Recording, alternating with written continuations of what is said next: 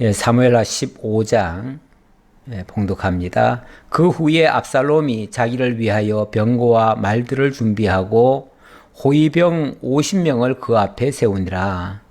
압살롬이 일찍 일어나 성문 길 곁에 서서 어떤 사람이든지 송사가 있어 왕에게 재판을 청하러 올 때에 그 사람을 불러 이르되 너는 어느 성읍 사람이냐 하니 그 사람의 대답이 종은 이스라엘 아무 지파에 속하였나이다 하면 압살롬이 그에게 이르기를 보라 내 일이 옳고 바르다마는 내 송사를 들을 사람을 왕께서 세우지 아니하셨다 하고 또 압살롬이 이르기를 내가 이 땅에서 재판관이 되고 누구든지 송사나 재판할 일이 있어 내게로 오는 자에게 내가 정의 베풀기를 원하노라 하고 사람이 가까이 와서 그에게 절하려 하면 압살롬이 손을 펴서 그 사람을 붙들고 그에게 입을 맞추니 이스라엘 무리 중에 왕께 재판을 청하러 오는 자들마다 압살롬의 행함이 이와 같아서 이스라엘 사람의 마음을 압살롬이 훔치니라. 아멘. 이스라엘 사람의 마음을 압살롬이 훔쳤다고 말합니다. 지난주까지 이 압살롬이 엄청난 죄악을 저지르고 그 술로 도망갔다가 요압이 다윗의 그 안타까운 마음을 읽고 이 그술에서 데려왔는데 정말 그러면은 고맙고 감사하고 정말 그 은혜에 평생 이 은혜는 잊지 않겠습니다 하고 고마운 마음으로 살아야죠. 그런데 왕이 빨리 안 만나준다고 마치 앙탈하듯이, 앙탈이라는 표현이 맞을지 모르겠는데 적대시하는 거죠. 다 섭섭하게 생각하는 거죠. 자기를 데려오기 위해서 그렇게 애쓴 요압에게 왕을 보게 해라. 그렇지 않으면은 정말 해꾸지라도 할 정도로 그렇게 포악한 모습을 보였지요. 심지어는 요압의 밭에다가 불을 질러가지고 요압이 쫓아오도록 만들기도 하고요. 무리한 요구를 계속했지요. 그래서 할 수 없이 요압이 그 청을 들어줬습니다. 어찌 보면 억지죠. 억지인데 참 인위적으로 막을 수도 없고 그래서 울며 겨자 먹기로 들어줬습니다. 그렇게 해서 왕과 이제 하회를 하고 정말 뜨거운 포옹을 했지요. 지난주 그 마지막 끝에 보면 33절에 요압이 왕께 나아가서 그에게 아뢰매 왕이 압살롬을 부르니 그가 왕께 나아가 그 앞에서 얼굴을 땅에 대어 그에게 절하매 왕이 압살롬과 입을 맞추니라. 입을 맞췄다고 하는 것은 그동안의 모든 죄에 대해서 완전히 용서해주고 이제 사면 복권까지 시켜줬다는 얘기예요. 지난번에는 죄는 용서해줬죠. 그러니까 사면을 해준 거죠. 사면을 해줬는데 완전히 복권까지는 안 해줬었거든요. 그런데 이번을 계기로 해서 완전히 복권까지 해줬습니다. 이렇게 사면 복권, 살인까지 했는데 왕자를 죽였는데 사면 복권까지 해줬어요.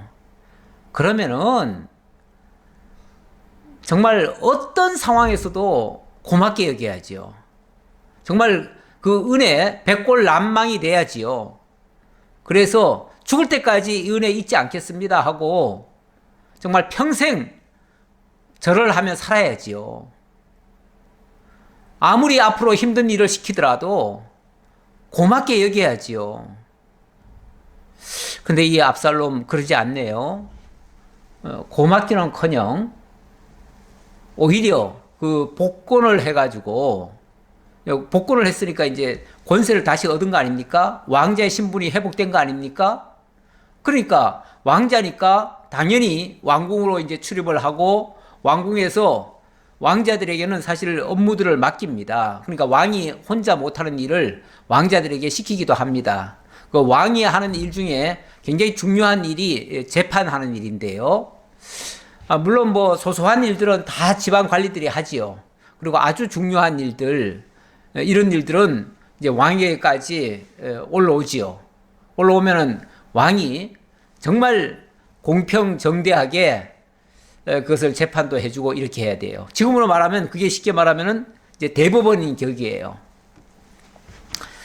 자, 그런데 이 압살롬이 복권되자 말자 하는 행동 보세요. 정말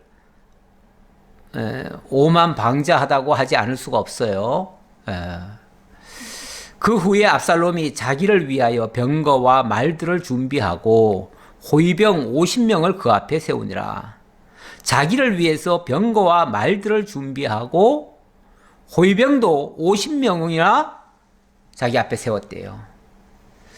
호위병들 쉽게 말하면 쫙 세운 거예요. 세우고 자기는 나 왕자다 하고 그 앞을 지나가고 자기가 출입할 때면은 호위병들이 쫙 둘러치는 거죠. 거기다가 자기는 또 병거와 말들을 준비했어요. 다시 말하면 자기와 아주 자기 측근에 있는 사람은 병거에 올라타 가지고 그 위력을 보이는 거죠. 백성들한테도. 나 이렇게 권세 있는 자야. 벌써 말을 탔다고 하는 것만 해도 그런데 병거까지 탔다고 하는 거는요. 굉장한 권세를 회복하고 지금부터 그 권세를 쓰겠다는 거예요. 아니 지금 방금 복권 되자 말자 금방 이렇게 그 권세를 쓰면 됩니까? 좀 겸손해져야 되는 거 아닌가요? 얼마 전까지 정말 죽을 죄인이었는데 그것도 때를 써가지고 사실은 용서를 해주더라도 좀 시간을 많이 두고 천천히 용서해줘야지요.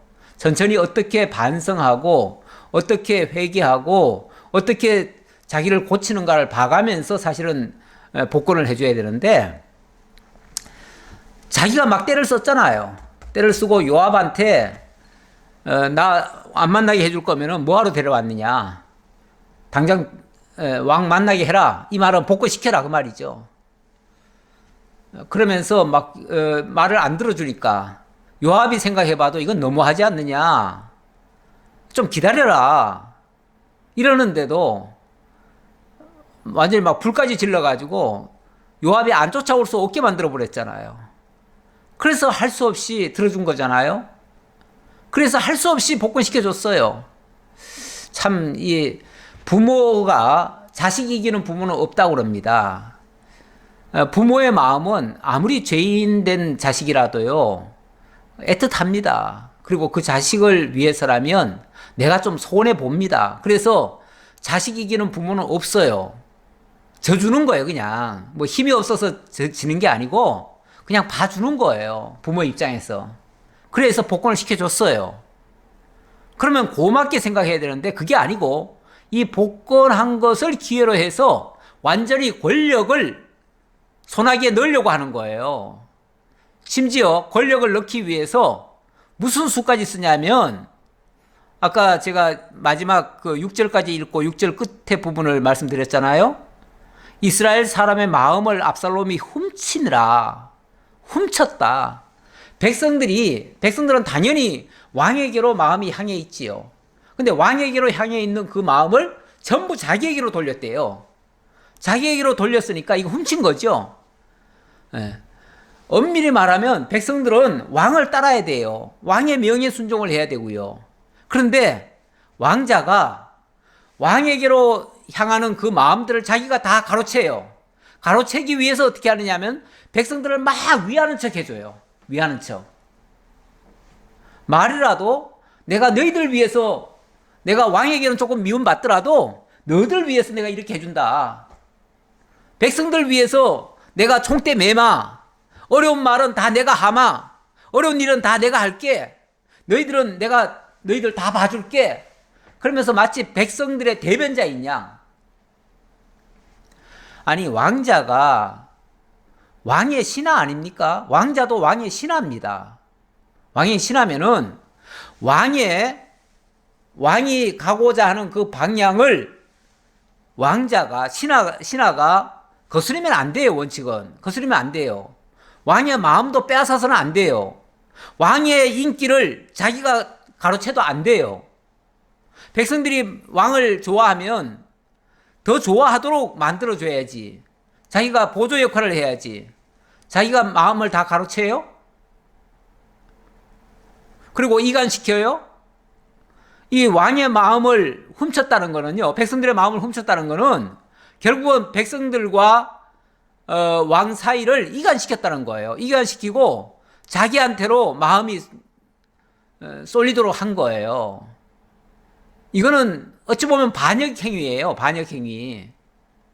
이런 짓을 공공연하게 합니다. 그걸 힘으로 내리누르기 위해서 호위병까지 50명이나 세우고, 자기가 무슨 왕입니까? 호위병까지 세우게요? 거기다 왜 병거까지 탑니까?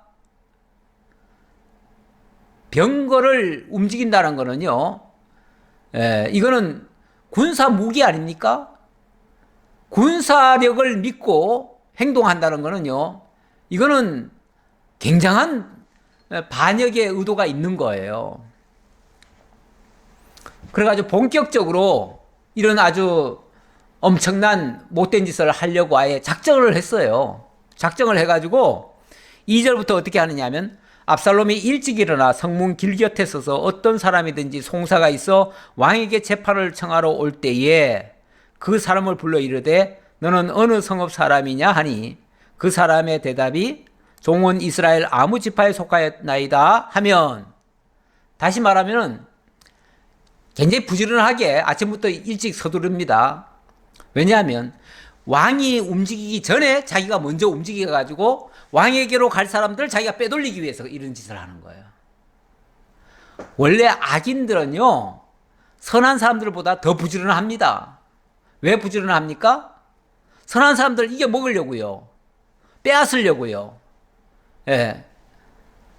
남의 것까지 가로채려다 보니까 더 악한 생각을 하고 밤잠 안 자면서 또 심지어는 낮에도 더 일찍 서두르면서 그렇게 합니다. 좋은 의도에서 그렇게 하는 거는 괜찮아요. 일을 더 많이 하기 위해서, 정말 충성하기 위해서 그렇게 한다면요, 그거는 장려할 일이죠. 칭찬받을 일이죠. 그런데 이거는 가로채기 위해서 이런 짓을 하는 겁니다.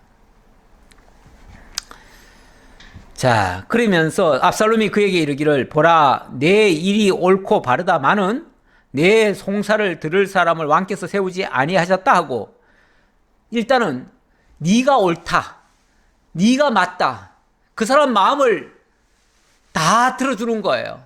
그 사람 편을 들은 척 하는 거예요. 누구든지 사람들은요,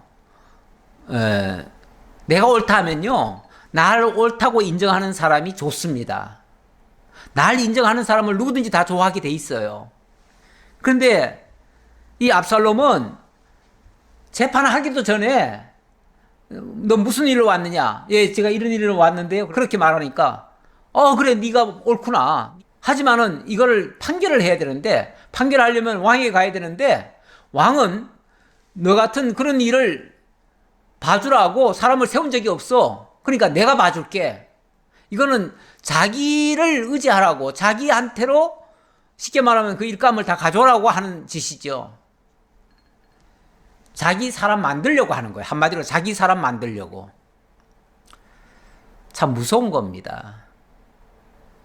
백성들의 마음을 왕에게로 향하지 않고 자기에게로 향하게 하려고 이런 교활한 짓을 합니다. 이게 굉장히 나쁜 겁니다. 원래 죄 중에요, 우리 이제 이 목회자의 죄 중에서 생각나서 한번 말씀드려 봅니다. 목회자의 죄 중에서 가장 큰 죄가 뭔가? 요즘 하도 정말 참 목회자들 중에서도 이상하게 윤리 도덕적으로 아주 타락한 사람들이 있어가지고 성적으로도 좀 문란하거나 아니면은 이 경제 개념이 안 좋아가지고 그래서 금전적으로 좀 문제를 일으키거나 이런 사람들이 있어요. 가끔 목회자들 뉴스에도 나와요. 그래서 그러면은 어떻게 목회자가 저렇게까지 나쁠 수가 있는가 하고서 저런 목사는 다 잘라야 돼. 그러는데 총회나 노회법에서는요, 그런 죄를 1번으로 두지는 않습니다. 그것도 물론 큰 죄는 큰 죄예요. 큰 죄지만 그거를 제일 큰 죄로 보지는 않습니다. 그러면 노회나 총회에서는 뭘 제일 큰 죄로 보느냐? 물론 노회에서 그 법을 만드는 거는 그거는 성경에 근거해서 만드는 법이에요. 그럼 성경에서는 뭘 제일 큰 죄로 보느냐? 그거는 이간죄입니다. 이간죄. 목회자가 교회를 분립하거나 성도를 노예에서 떼어놓거나 총회에 참가하지 못하도록 총회에서 빼돌려가지고 자기 이름으로 총회를 만들거나 뭐 이런 경우가 있잖아요. 가끔 그런 게 있어요. 물론 일반 성도님들은 거기까지는 잘 모르시죠. 뭐 우리 교회가 어디에 속해 있는지 어느 노예에 속해 있는지 뭐 그거 알 것도 없고 우리는 알고 싶지도 않다. 그냥 목사님 설교만 잘하면 되지 이렇게 생각해요. 그런데 이 목회자 세계에서나 이 총회에서나 이런 데서 봤을 때는요, 이 교회 분립죄 굉장히 크게 봅니다. 교회 분립죄라고 하는 거는 결국 성도들의 마음을 속여가지고 성도들의 마음을 목회자에게로 향하게 하고 노예하고는 등을 지게 만들고 총회에서도 떨어져 나오게 만들고 뭐 이렇게 하는 거 있어요. 그럴 때는 노예나 총회가 엄청나게 중죄로 다스립니다. 목회자에게 제일 큰 중죄가 뭐냐면은 목사 면직이거든요. 그 다음에는 이제 제명이고요. 그 다음에는 뭐 수찬정지나 이런 겁니다. 근데 얘가 예를 들어서 아까 말씀드렸던 그 윤리적인 범죄는요, 면직이나 제명을 잘 안 시킵니다. 거기까지는 안 시켜요. 어디까지 시키냐면은 수찬정지나 강론을 못하도록 그 교회에서 내보내거나, 그러니까 그 교회에서 목회를 못하도록 하는 거죠. 목회 못하도록은 하지만 쉽게 말하면 목사직은 안 자른다 그 말이에요. 목사직은 안 자른다. 왜요? 목사직을 자르려면은 이단에 빠지거나, 이제 이단에 빠지는 것도 굉장히 중요한 잘못이에요. 아니면은 교회를 분립하거나, 이거는 면직감입니다. 그래서 윤리적인 죄보다 그런 거를 이제 종교적인 죄로 봐요.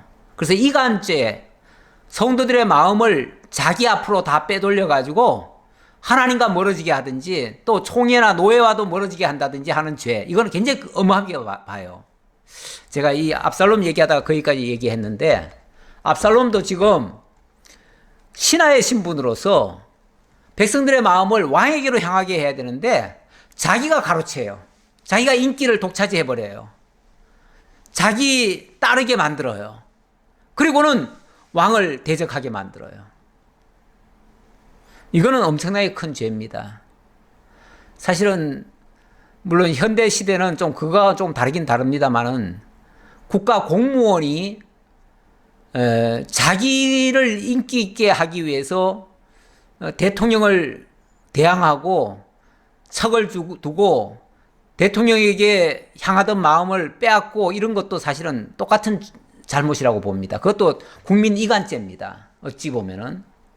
근데 요즘은 어떻게 된 세월인지 그런 일이 엄청 많아요. 공무원은 원래 대통령이 임명권을 가지고 있잖아요. 그런데 대통령 말도 안 들어요, 요즘은. 그리고 막 대들면은 오히려 나중에 자기가 그 대통령과 필적하는 존재가 돼버려요. 이것도 굉장히 사실은 엄청나게 안 좋은 모습입니다. 안 좋은 모습인데 세상이 그만큼 악하다고 하는 증거예요. 그것도. 지금 압살롬의 모습이 그와 같다라는 말씀 조금 드리고요. 또 압살롬이 이르기를 내가 이 땅에서 재판관이 되고 누구든지 송사나 재판을 할 일이 있어 내게로 오는 자에게 내가 정의 베푸기를 원하노라 하고, 그러니까 왕은 안 세웠으니까 쉽게 말하면 왕은 할 일 안 했다. 그러니까 내가 해줄게 그 말이에요. 왕이 안 한 일 내가 다 해줄게. 그래서 내가 정의롭게 공정하게 재판해 줄게. 정의, 공정. 나는 정의, 공정 외치는 사람마다 정의로운 것을 못 봤습니다. 정직 얘기하는 사람마다 정직한 거 못 봤습니다. 예. 뭐 어떤 죄에 대해서 막 비난하는 사람 나중에 가보니까요, 자기가 그런 죄를 짓고 있어요.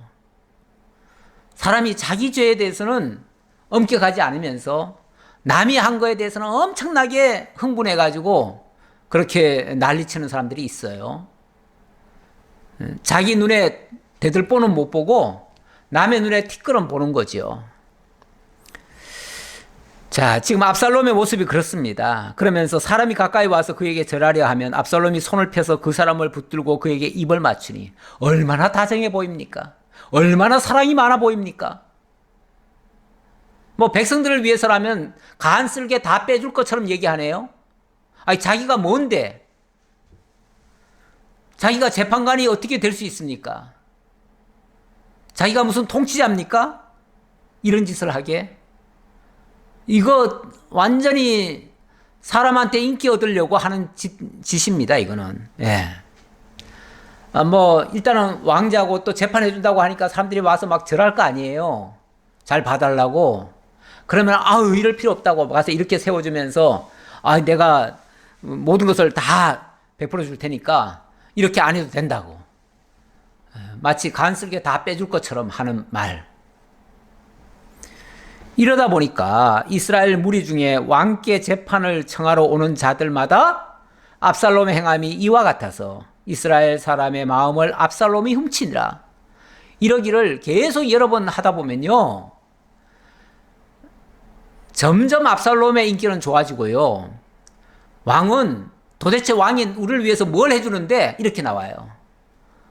왕은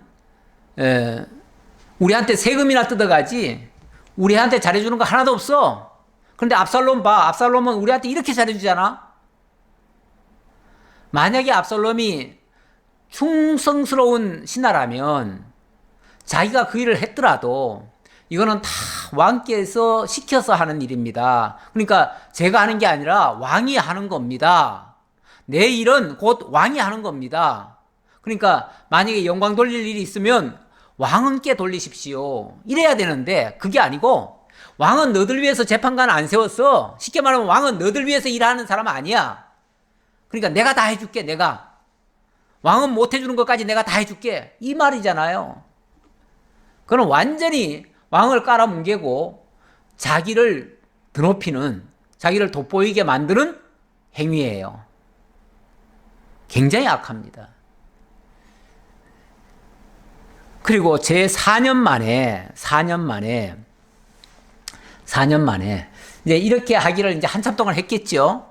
한참 동안 해서 어느 정도 백성들의 마음이 자기에게로 돌아섰다. 백성들은 이제 내가 왕 된다고 하면은, 와, 압살롬 왕 만세, 압살롬이 왕 되면 더 좋지, 이렇게 생각하도록 만들어 놓은 거예요. 만들어 놓고 4년 만에 압살롬이 왕께 아뢰되, 내가 여호와께 서원한 것이 있사오니 청하건대 내가 헤브론으로 가서 그 서원을 이루게 하소서. 일단 왕의 신하니까요, 어쨌든 뭔가 출타를 하려고 하면 왕에게 허락은 받아야 됩니다. 그래서 왕에게 허락을 받기를 뭐라고 그러냐면, 제가 여호와께 서원한 게 있습니다. 서원한 게 있는데 그 서원을 이루려면은 헤브론에 가서 서원을 이루어야 되는데 헤브론 다녀올 수 있도록 허락해 주십시오 하고서 허락을 받는 거예요. 당신의 종이 아람 그술에 있을 때에 서원하기를, 만일 여호와께서 반드시 나를 예루살렘으로 돌아가게 하시면 내가 여호와를 섬기리다 하였나이다. 이거는 자기가 그술에 있을 때 이렇게 서원했었다는 거예요. 그래서 핑계도 좋네요. 자기가 지난번에 왜 그술로 도망갔잖아요. 살인해놓고 도망갔을 때 제가 거기서 하나님께 서원 기도했습니다. 하나님, 저를 예루살렘으로 돌려보내주신다면 그러면 제가 정말 하나님만 섬기겠습니다. 하나님만 잘 섬기겠습니다. 이렇게 서원했다는 거예요. 아니, 돌아가게 하면은 잘 섬기고 안 그러면 잘 안 섬길 겁니까? 이런 말도 사실은 고지 들으면 안 돼요. 이런 말도 어찌 보면 참 이기적인 표현이에요, 이것도. 예. 그런데 여기에는 다른 꿍꿍이가 있었지요. 무슨 꿍꿍이요? 이제 헤브론으로 가서 자기가 이제 나라를 세우려고 하는 짓입니다. 그러니까 그 술에 가서 자기가 서원을 했다는데 결과론적으로 보면 그 술에 가서 진짜 하나님을 잘 섬기겠다고 서원을 한 게 아니고 내가 만약에 예루살렘 다시 돌아가면 왕 제거하고 내가 왕 된다.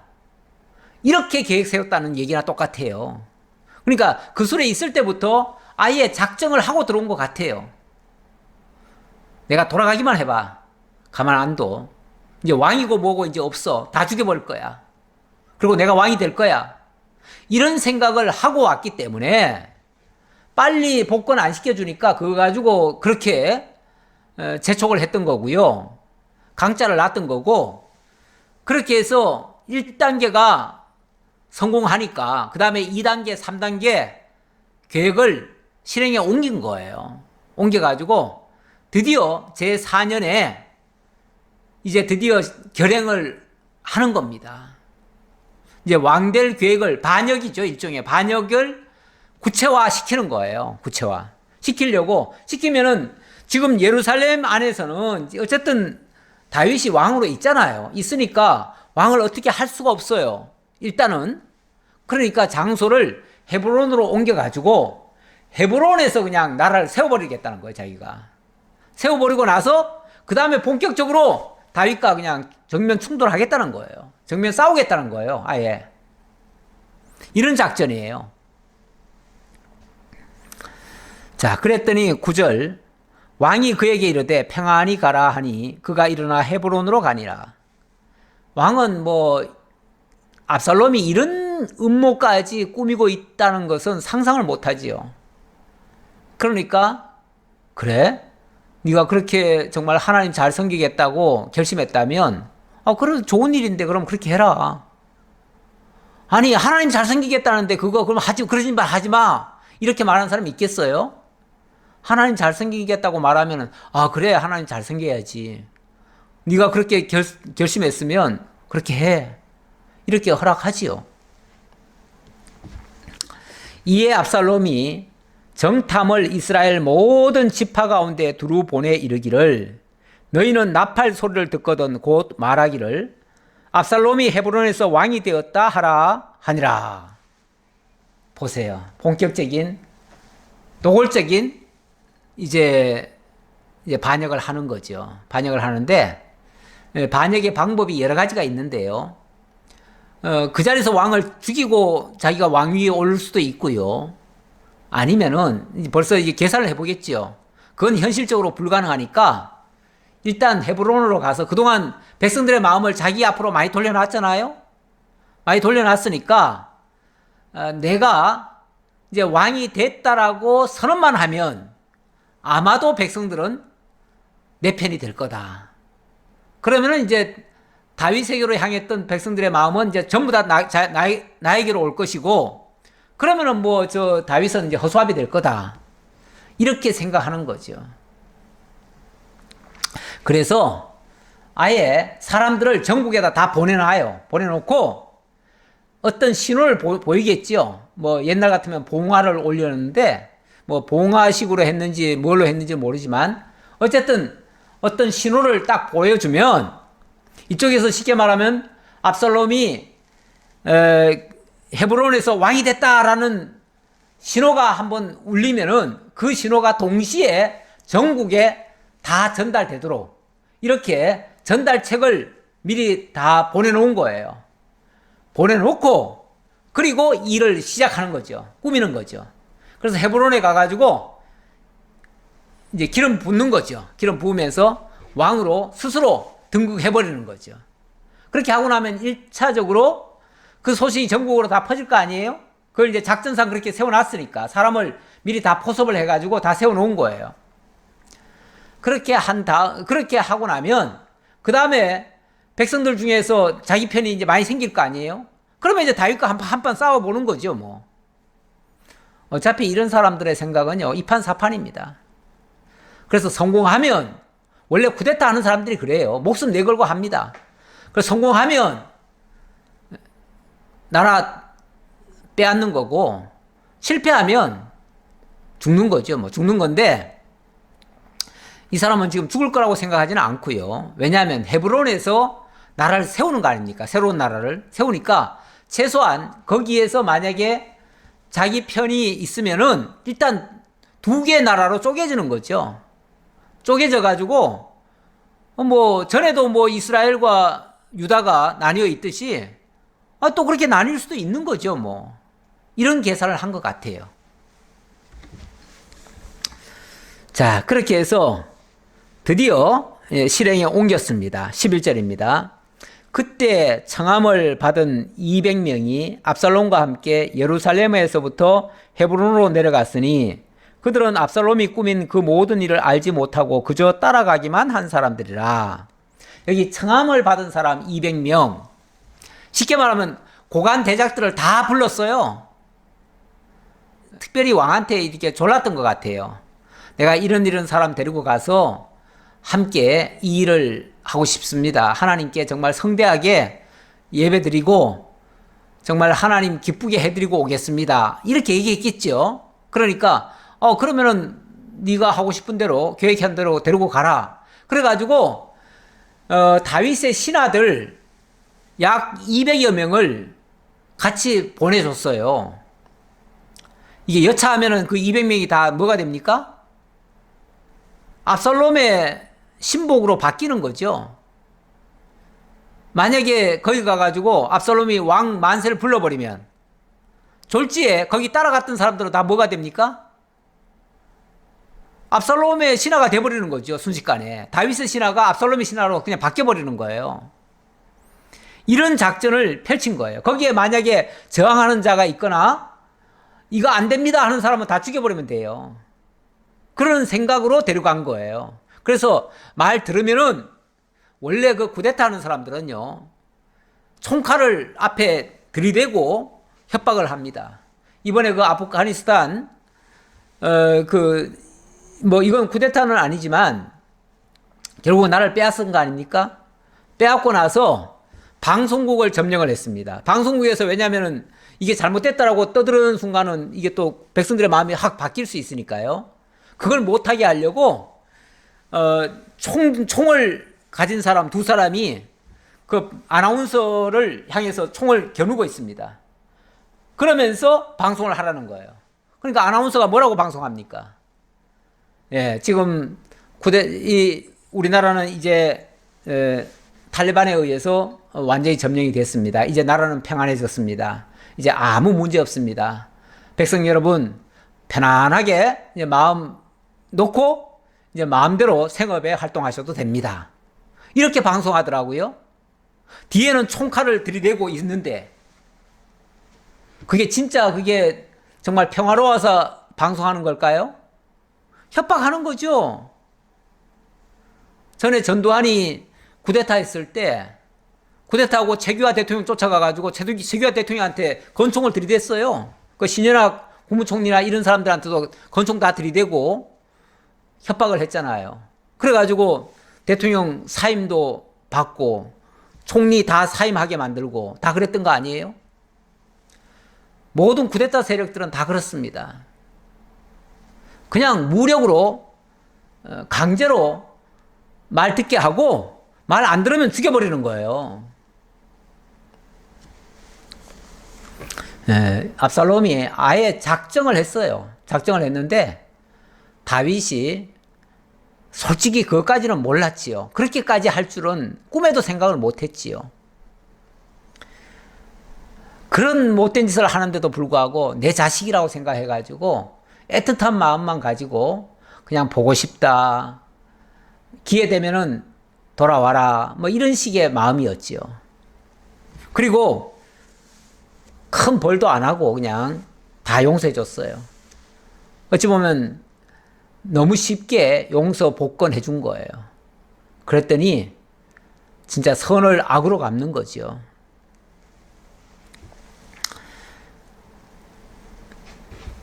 제사 드릴 때에 압살롬이 사람을 보내 다윗의 모사 길로 사람 아히도벨을 그의 성읍 길로에서 청하여 온지라. 반역하는 일이 커가매 압살롬에게로 돌아오는 백성이 많아지니라. 벌써 압살롬이 이제 왕이 될 것 같다 하니까 사람들이 와 하고 압살롬에게로 모여든다는 거예요. 참 사람들은 그렇습니다. 사람들은요, 누가 권력 잡을 것 같다 싶으면요, 그 권력 잡을 사람 곁으로 막 몰려 들어갑니다. 우리나라도 이제 내년이면은 이제 대통령 선거가 있는데요. 원래 대통령 선거를 앞두고 있으면요, 대통령의 인기는 뚝뚝뚝 떨어집니다. 그리고 백성들의 마음은요, 이제 차기 대통령 될 사람에게로 확 휩쓸립니다. 그러니까 대통령 되려고 하는 사람들은요, 일부러 인기 없는 대통령과 일부러 대척점에 서려고 해요. 대척점에 서야 뭐가 되니까요. 그 대통령으로 향하던 마음을 자기에게로 돌이킬 수 있으니까요. 그래서 일부러 그 대통령과 대적을 하고 싸우려 덤비고 정말 사사건건 시비를 걸고 이렇게 하지요. 그게 다 자기에게로 백성들의 마음을 돌이키게 하려는 그런 모습이에요. 지금 압살롬이 전형적인 그런 모습을 지금 보여주고 있습니다. 그렇게 보여주니까 백성들은 진짜 이 사람이 자기들을 위해서, 진짜 백성들을 위해서 이렇게 하는 줄 알고, 야, 압살롬이 왕 되면 정말 좋겠다. 그렇게 되면 지금 다윗에게 아무래도 사람들이요, 아무리 다윗이 성군이라고 하지만 왜 불편함이 없겠어요. 나중에 솔로몬이 정말 태평성대에서 다스렸을 때도요, 불만이 있었어요. 그래가지고 나중에 나라가 쪼개질 때 보면은 솔로몬에게 실망해가지고 그래가지고 나라가 쪼개진 거 아닙니까? 백성들은 자기들한테 불편하면 자기가 나쁜 거거든요. 예. 뭐 주거 생활이 불편하다, 아니면 세금이 많다, 아니면 노역이 좀 많다, 뭐 이러면 그것도 다 불만이에요. 그래서 솔로몬한테 불만 품은 것도 그거 아닙니까? 솔로몬이 워낙 큰 사업을 일으키다 보니까 오랫동안 토건 산업에 굉장히 힘을 쏟았잖아요. 그것 때문에 백성들이 많이 지쳤죠. 그러니까 거기에 불만이 있었고요. 또 그러다 보니까 또 세금을 많이 걷었잖아요. 세금을 많이 걷으니까 그것 때문에도 또 불만이 있었고요. 어쨌든 나라에 일을 하려고 하면 백성들은 불편한 건 사실이에요. 예. 근데 그런 것들을 중간에 있는 사람들이 자기 인기 얻으려고 일부러 그 왕이 하는 일을 자꾸 비방을 하는 거예요. 그래 놓고 자기에게로 마음을 돌이키는 거죠. 자, 이렇게 하는 것은 옳은 일은 아닙니다. 자, 13절입니다. 전령이 다윗에게 와서 말하되 이스라엘의 인심이 다 압살롬에게로 돌아갔나이다 한지라. 이런 사실이 다윗에게도 보고가 됐습니다. 왕이시여, 제가 이번에 그쪽을 따라가 보니까 심상치 않습니다. 백성들의 인심이 다 압살롬에게로 향해 있던데요. 백성들이 막 압살롬을 굉장히 환영하고 굉장히 좋아하고 그러던데요. 뭔가 심상치 않습니다. 다윗이 예루살렘에 함께 있는 그의 모든 신하들에게 이르되 일어나 도망하자. 그렇지 아니하면 우리 중 한 사람도 압살롬에게서 피하지 못하리라. 빨리 가자. 두렵건대 그가 우리를 급히 따라와 우리를 해하고 칼날로 성읍을 칠까 하노라. 그러니까 이스라엘의 인심이 다 압살롬에게 돌아갔다, 이 보고는 이미 쿠데타가 일어났다, 아니면 그쪽에서 왕 선포가 됐다, 이것까지를 얘기한 거예요. 사실은 그것까지를 얘기하니까, 그렇다면 이거는 본격적인 이건 반역이다. 반역이라면 압살롬이 여기서 그치는 게 아니고, 자기가 그냥 왕 스스로 되고 거기서 끝나는 게 아니고 틀림없이 우리를 제거하려고 할 것이다. 그런데 백성들의 마음이 그쪽으로 다 기울어 버렸어요. 그렇다면 이제 우리는 오히려 공격을 받게 될 것이다. 만약에 그 헤브론으로 내려간 그들이 군대를 가지고 만약에 되돌아온다면, 왜냐면 거기 한 200명이 갔을 때 거기에 군대를 지휘할 수 있는 사람도 있거든요. 그 사람들이 만약에 군을 움직여 가지고 온다면 우리는 꼼짝없이 우리는 죽게 된다. 그러니까 일단은 피하자. 일단은 이게 만약에 다른 대적이라면 다윗이 결사적으로 싸우지요. 싸우는데 이 대상이 또 자기 아들이잖아요. 아들. 이 아들 압살롬에 대한 다윗의 특별한 또 애정 같은 게 있어요. 있다 보니까 아들하고 싸우고 싶은 마음은 없는 거죠. 그러니까 일단은 이 상황이 심상치 않으니까 일단은 피하고 보자. 그리고 후위를 도모하자. 뭐 이런 식이죠. 괜히 우리가 너무 크게 싸워버리면 자칫하면 너무나 큰 상처가 되고, 자칫하면 아들이 죽을 수도 있고 또 자기가 죽을 수도 있고, 어차피 우리가 다 지금 한 집안인데 집안끼리 싸우면 결국은 다 같이 죽는 거 아니냐. 그러니까 일단은 피하자. 싸우면 일단 피해야 된다 라고 하면서 피하기로 했습니다. 왕의 신하들이 왕께 이르되 우리 주 왕께서 하고자 하시는 대로 우리가 행하리이다. 보소서 당신의 종들이니이다 하더라. 예, 저희는 왕만 따르겠습니다. 그 말이에요. 저희는 왕만 따를 테니까, 왕만 믿고 왕만 따를 테니까 왕이 하자는 대로 우리는 따르겠습니다. 예, 이렇게 어찌 보면 일종의 충성 맹세지요. 원래 이 극렬하게 뭐가 나뉠 때는요, 분명히 자기 포지션을 분명하게 취해야 됩니다. 내가 이 편인지 저 편인지 이걸 분명히 밝혀야 돼요. 안 그러고 무슨 회색 분자인 것처럼 때에 따라서 이쪽 붙고 때에 따라서 이쪽 붙고 이러면요, 그러면은 어느 쪽에도 인정을 못 받아요. 그래서 국론이 분열되거나 뭐 극렬하게 뭔가 지도자가 둘이 만들어지거나 이러면요, 분명한 태도를 밝혀야 돼요. 나는 이쪽 편이다, 이쪽 편이다. 예. 그래서 지금 여기 있는 사람들은 우리는 왕 편입니다. 왕이 하고자 하는 대로 우리는 따르겠습니다 하고 충성맹세를 하는 거예요. 일종의. 왕이 나갈 때에 그의 가족을 다 따르게 하고 후궁 10명을 왕이 남겨두어 왕궁을 지키게 하니라. 일단은 다 도망을 가야죠. 가야 되는데 도망가다가 완전히 비워버리면 그것도 또 그냥 무혈입성을 할 거 아니에요. 그러면은 나중을 기대할 수가 없어요. 그러니까 일단은 싸움을 피하기 위해서 우리는 도망을 가되 후궁 10명은 남겨두자. 후궁 10명이라도 있으면 어쨌든 이 성을 지킨다라고 하는 그런 이제 모습은 되니까요. 물론 이것도 옳은 방법은 아니죠. 옳은 방법은 아닌데 아마 궁여지책으로 이 방법을 취한 것 같아요. 다른 어떤 대안이 없어가지고 이렇게 한 것 같아요. 결국 후궁 10명 남겨놓고 그 후궁으로 하여금 일부의 군사도 남겼겠죠. 그러면서 그 군사들과 후궁들을 좀 남겨서 어쨌든 너희들은 성문 꼭 잠궈놓고 문 열어주지 말고 있어라. 우리가 우선은 일단 잠깐 피했다가 반드시 돌아오마. 이제 이렇게 했겠죠. 자, 그래 놓고 일단은 나갔습니다.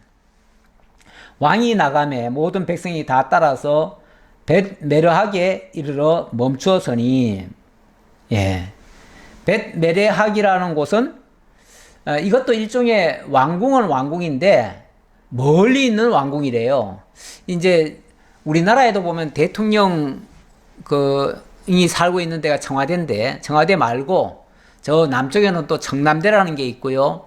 또 몇 군데에 대통령이 거주할 수 있는 그런 시설이 있습니다. 그런 곳은 원래는 그게 일종의 군사시설과 같아요. 군인들의 보호를 받는 곳이에요. 그래서 여차하면 그쪽으로 옮겨서 직무를 볼 수 있을 정도로 그렇게 해놨습니다. 그래서 일단은 다윗이 왕궁을 완전히 버린 건 아니고요. 이거는 후궁들한테 좀 맡겨놓고 일단은 먼 궁으로 그쪽으로 일단은 도피를 한 겁니다. 도피해서 거기서 이제 후위를 도모하려고 일단은 옮긴 겁니다. 그의 모든 신하들이 그의 곁으로 지나가고 모든 그렛 사람과 모든 블렛 사람과 및 왕을 따라 가드에서 온 모든 가드 사람 600명이 왕 앞으로 행진하니라. 그동안에 다윗 곁에 있던 그 유다 사람들은 어찌 보면 대부분 지난번에 그 압살롬을 따라가 버렸어요. 압살롬을 따라가 버렸고, 그러면 남은 사람들은 누군가? 여기 보니까 뭐 가드 사람, 그렛 사람, 블렛 사람 이런 사람들이라네요.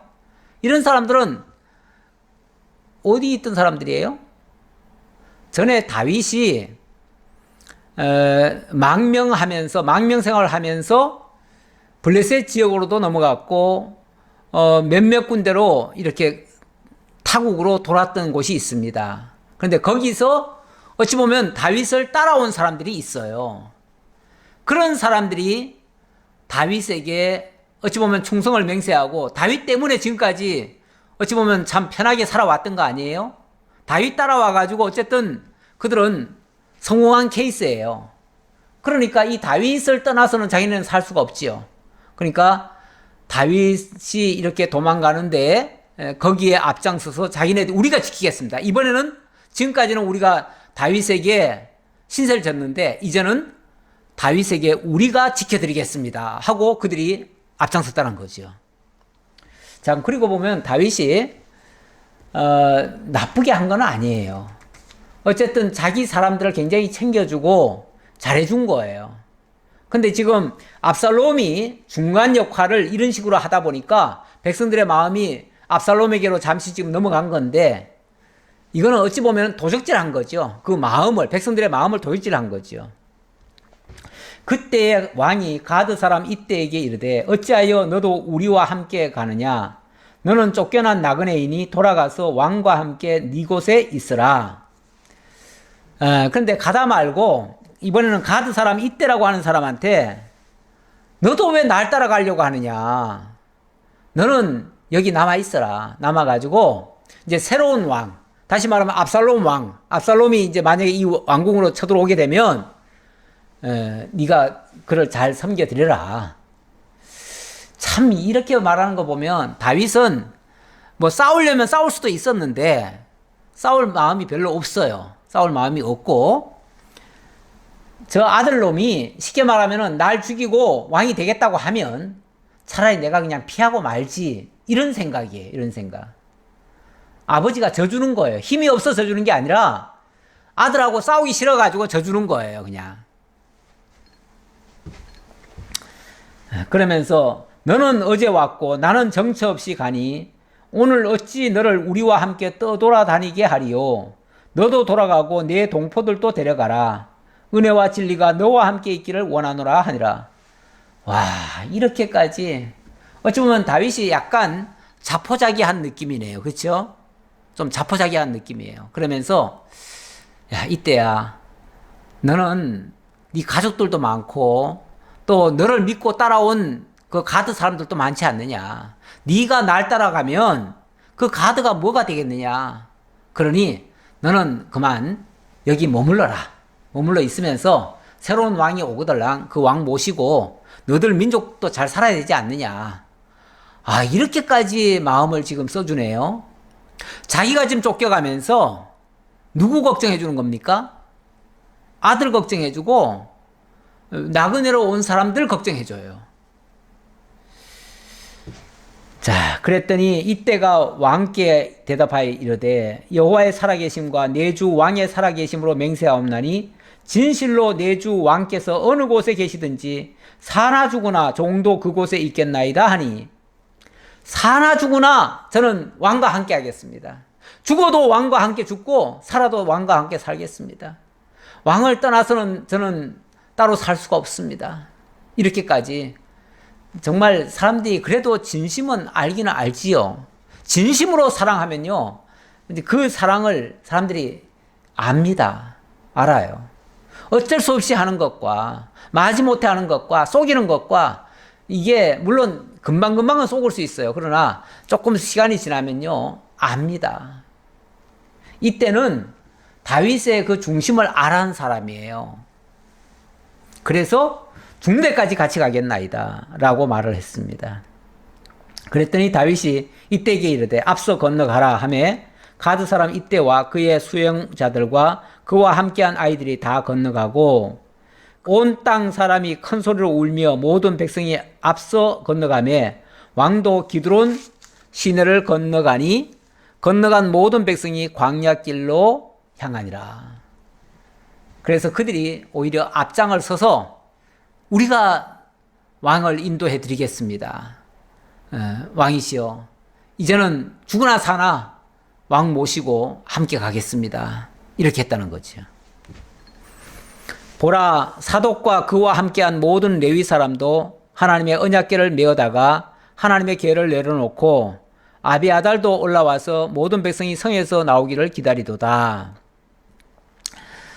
예, 사독은 이 제사장입니다. 제사장인데 제사장이 모든 레위 사람들과 함께 언약궤를 메고 오더라는 거죠. 거기에 아비아달도 함께 올라오더라는 거죠. 이 아비아달은 이가복 계열이고요. 사독은 또 다른 계열이에요. 근데 두 계열의 제사장이 지금은 같이 있습니다. 같이 있는데 이번 이 사건으로 말미암아 나중에 보면은 나뉘어집니다. 네. 자, 그랬더니 왕이 사독에게 이르되 보라, 하나님의 궤를 성읍으로 도로 메어 가라. 만일 내가 여호와 앞에서 은혜를 입으면 도로 나를 인도하사 내게 그 궤와 그 계신 데를 보이시리라. 근데 이 사독은요, 왜 궤를 모시고 왔냐면 지금 다윗이 가는 곳, 그곳이 어찌 보면 이스라엘의 중심이 되어야 된다라고 생각해가지고, 그래서 여호와의 궤를 지난번에 다윗이 모셔오려고 얼마나 애를 썼습니까? 그래서 모셔다 놨으니까 이 궤를 다윗과 함께 있게 해야 된다라고 생각해서 모셔온 거예요. 근데 다윗은 뭐라고 그러냐면 아까 이때에게 말한 것처럼 그러지 마라. 그러지 말고 그 궤가 있어야 될 장소는 예루살렘이다. 그러니까 네가 예루살렘으로 다시 모셔가라. 그리고 만약의 경우 새로운 왕이 들어오면은 그 왕도 하나님 섬겨야 될 거 아니냐. 그러니까 도로 메고 가라. 어찌 보면 다윗은 상당히 많이 양보하고 싸우기를 포기한 사람이에요. 포기한 사람으로서 이렇게 하는 겁니다. 왜 이렇게 생각을 하냐면 다윗은 모든 일이 하나님의 섭리라고 생각을 합니다. 설령 그 일이 악하고 좋지 않더라도 하나님의 뜻입니다. 이렇게 받아들이는 거예요, 지금. 솔직히 조금 답답하잖아요? 왜 이렇게까지 할까? 아주 그렇게 그 고약한 놈 바로 응징을 해버리든지 군대를 데리고 가서 바로 그냥 그들을 쳐버리든지 이렇게 해야 되는 거 아닌가요? 그렇게 했으면 좋겠는데 이 다윗은 그렇게 하지 않고 어찌 보면 이거를 그냥 속으로 다 삼켜요. 이 울분을 그냥 속으로 울면서 겉으로는 그 왕을 해주라는 거예요. 그냥 그 왕 인정해주라는 거예요. 자, 그러면서 그러나 그가 이와 같이 말씀하시기를 내가 너를 기뻐하지 아니한다 하시면 종이 여기 있사오니 선이 여기시는 대로 내게 행하시옵소서 하리라. 보세요. 하나님이 만약에 내게 은을 베푸신다면 내가 도망가더라도 다시 돌아올 수 있을 것이고 돌아오게 하실 것이고, 만약에 하나님이 내가 잘못한 게 있잖아요. 솔직히 지금 다윗은요, 이게 어찌 보면 자기가 하나님 앞에 큰 죄를 저지르고 지난번에 엄청나게 잘못한 것에 대한 하나님의 징계라고 생각을 합니다. 그러니까 하나님이 만약에 내가 너무 나쁜 놈이 돼서 하나님 도저히 이건 용서할 수 없어, 너는 그래서 죽어야 돼 한다면은 예, 하나님 죽으라시면 제가 죽지요. 그러면서 하나님이 이렇게 하셔도 이게 선하신 일이니까 하나님이 선히 여기시는 대로 내게 행하시옵소서. 날 죽이시려면 죽이시고 내게 은혜를 베풀어 주시려면 또 은혜 베풀어 주시고, 사실은 이렇게 해주셔도 내가 받아들이고 저렇게 해주셔도 내가 받아들이겠습니다. 하나님 뜻대로 하시옵소서, 이 말이잖아요. 어찌 보면 다윗이요, 이런 사건을 만나가지고 정신 바짝 차린 겁니다. 이게 지금 혼비백산 해가지고 도망가는 게 아니라 이걸 지금 하나님의 뜻으로 받아들이는 거예요. 하나님의 뜻으로. 내가 왕위가 지금 끊어질 판인데 그거를 하나님의 뜻으로 받아들여요. 그렇죠? 우리가 때때로 정말 불리한 일이 발생할 수 있습니다. 정말 죽음에 처할 일이 발생할 수도 있어요. 그런데 진짜 하나님을 믿는 사람이라면요, 그것 때문에 막 발악하는 게 아니고, 막 사람들한테 막 분노하고 대적하고 이런 행위를 하는 게 아니고, 하나님이 하신다면 제가 받겠나이다. 하나님의 뜻대로 행하시옵소서. 하나님은 선하시니이다. 이렇게 수용을 하는 게 맞지요. 왕이 또 제사장 사도에게 이르되 네가 선견자가 아니냐. 너는 너희의 두 아들 곧 네 아들 아히마아스와 아비아달의 아들 요나단을 데리고 평안히 성읍으로 돌아가라. 제사장 보고도 돌아가라네요. 제사장 보고도 돌아가래요. 그러니까 다 돌려보내는 거예요. 그냥 다 아들한테 가라는 거예요. 너희에게서 내게 알리는 소식이 올 때까지 내가 광야 나루터에서 기다리리라 하니라. 광야 나루터에서 기다리겠대요. 나 여기 그냥 기다리고 있을게. 원래는 그 먼 궁이 있다고 그랬잖아요. 그러면 그 먼 궁으로 거기 피신해 있어도 되는데 거기도 안 가는 모양이에요. 거기도 안 가면서, 물론 그쪽을 향해서 가다 말고 그냥 내가 여기 기다리고 있을게. 너희들은 그냥 되돌아가. 되돌아가서 나중에 좋은 소식이 있으면은 전해주고, 뭐 나쁜 소식이더라도 그냥 전해줘라. 뭐 그 얘기죠. 그랬더니 사독과 아비아달이 하나님의 계를 예루살렘으로 도로 메어다 놓고 거기 머물러 있으니라. 거기 머물러 있으니라. 그래서 이 제사장은 다시 왕궁으로 돌아갔습니다. 이제 다윗 곁에는요, 궤도 없고요, 하나님이 함께 하신다고 하는 의미에서의 궤도 없고, 또 하나님의 뜻을 알려주는 선견자, 다시 말하면 여기 제사장 사독과 아비아달도 없어요. 이때도 돌아가라고 그랬는데 이때는 뭐 그냥 따라왔고요. 대부분 다 돌아갔어요. 돌아가고, 어찌 보면 다윗은 전의를 상실하고 포기하고 그냥 다 어찌 보면 왕위까지도 물려낼 생각을 하고 있었던 것 같아요. 그러면서 하나님 뜻대로 하시옵소서. 하나님이 죽으라면 죽고 다시 은혜 베풀어 주시면 다시 돌아가겠지만, 그렇지 않다면 저는 지금까지 해주신 것만으로도 만족하고 감사합니다. 어찌 보면 정리하는 그런 마음으로 아마 이 사태를 바라보는 것 같습니다. 저는 이런 자세가 좋다고 생각합니다. 우리 예수님께서 기도를 그렇게 하라고 하셨죠. 뭐 다 구할 수 있습니다. 구해놓고 내 뜻대로 마옵시고 아버지의 뜻대로 되기를 원하나이다. 마지막 기도가 그거였죠. 내 뜻대로 마옵시고 아버지의 뜻대로 되기를 원하나이다. 이런 자세, 다윗의 자세입니다. 기도하겠습니다. 아버지 하나님 감사합니다. 정말 하나님 앞에 산다고 하는 것, 하나님의 말씀대로 산다고 하는 것, 때때로 우리들 뜻대로 되지 않을 때가 너무나 많습니다. 그것 때문에 고통하고 울부짖는 경우도 있습니다. 하지만 우리 하나님께서는 그 모든 것을 다 합력해서 선을 이루어 가실 줄 저희를 믿습니다. 그러기에 때때로 불리한 일이 발생하더라도 그것 때문에 낭망하는 것이 아니라 하나님의 뜻대로 이루어지길 바라고 또 소망합니다. 또 하나님께서는 궁극적으로 모든 것이 합력해서 선을 이루시는 줄 또 저희들이 믿습니다. 그러기에 어려운 현실도 참고 인내하며 견딥니다. 이렇듯 하나님의 뜻을 바라고 믿고 힘있게 나아갈 수 있는 저희가 될지언정, 어려운 일을 당했다고 콧바트리고 주저앉고 패배자의 모습을 보이는 그런 모습 저희들에게서 거두어 주시옵소서. 늘 믿는 자로서 믿음의 모습을 보일 수 있는, 믿음의 능력이 나타날 수 있는 저희 모두가 되기를 간절히 바라옵고 예수님 이름으로 기도하옵나이다. 아멘.